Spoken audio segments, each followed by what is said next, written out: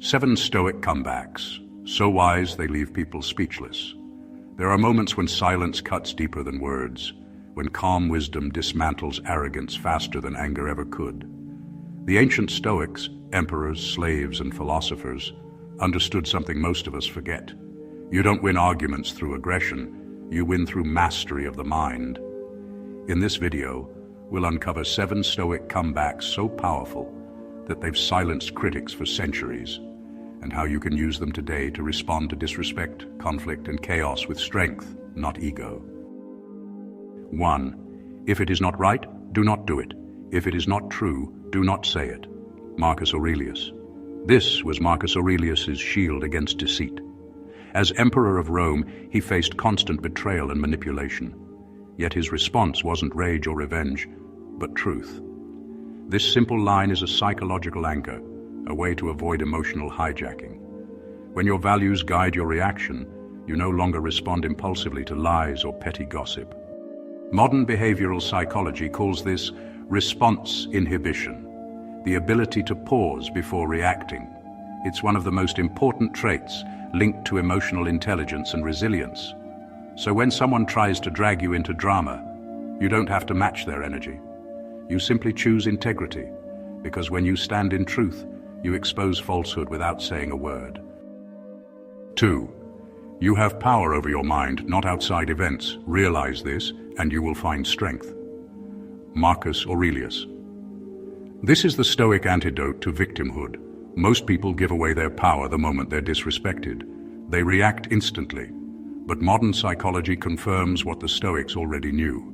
Our interpretation, not the event itself, determines our emotional state. Cognitive behavioral therapy, which was inspired by Stoicism, teaches the same principle, that you can't always control what happens, but you can always control what it means to you.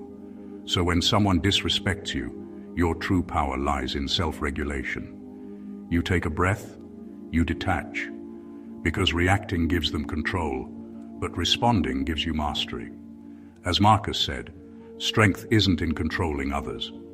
It's in never letting them control you. 3.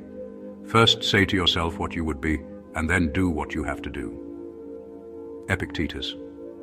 Epictetus was born a slave, yet he became one of history's greatest teachers of inner freedom. He taught that before you act, you must decide who you are. This is more than philosophy. It's the foundation of identity-based discipline, a concept now supported by neuroscience. When your identity aligns with your actions, you create consistency. If you believe you are a disciplined man, you'll act like one, even when it's hard.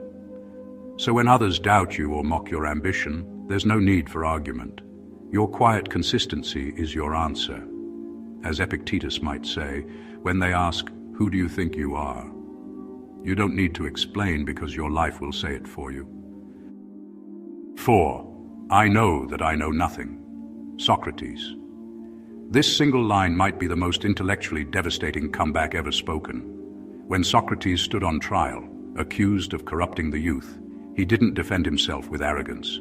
He admitted ignorance, and in doing so revealed his accuser's ignorance. This humility wasn't weakness, it was wisdom. Modern psychology calls this the Dunning-Kruger effect. The less someone knows, the more confident they are in their knowledge. Socrates flipped that on its head. He showed that the wise are never certain, only curious. In conversation, this mindset disarms aggression. When someone insists they're right, simply respond with calm curiosity. Maybe you're right. Let's explore that. It turns argument into dialogue, because those who seek truth rarely need to shout it. 5. We suffer more in imagination than in reality. Seneca. Seneca understood the psychology of anxiety 2,000 years before science gave it a name. He observed how most pain isn't physical, it's mental rehearsal of what might go wrong. Modern neuroscience agrees.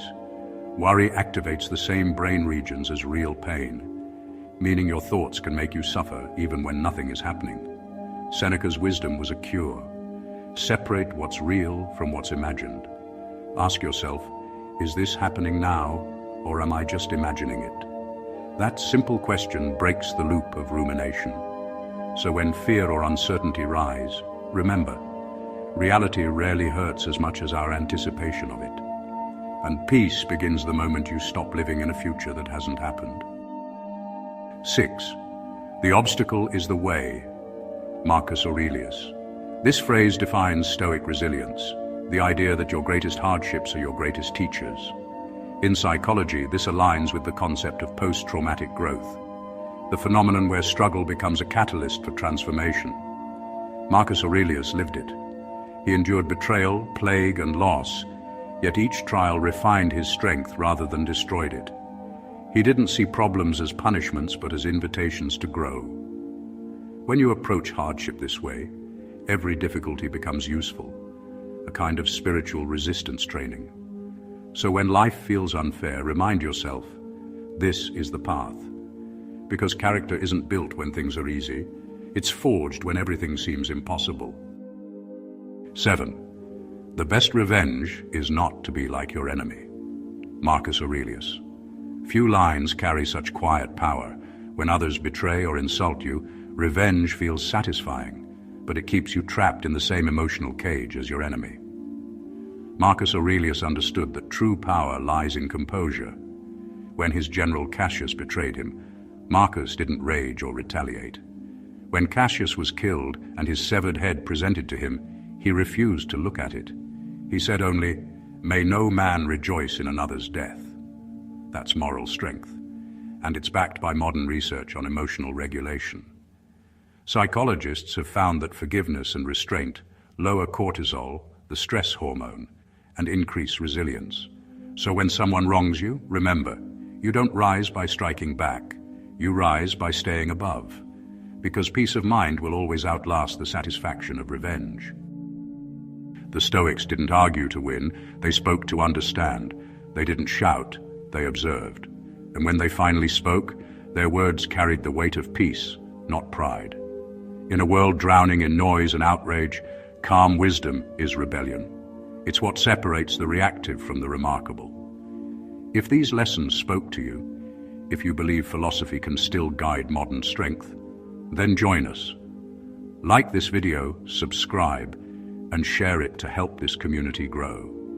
We're building something rare, a place where warriors and thinkers unite to use ancient philosophy as a tool for power, peace, and purpose.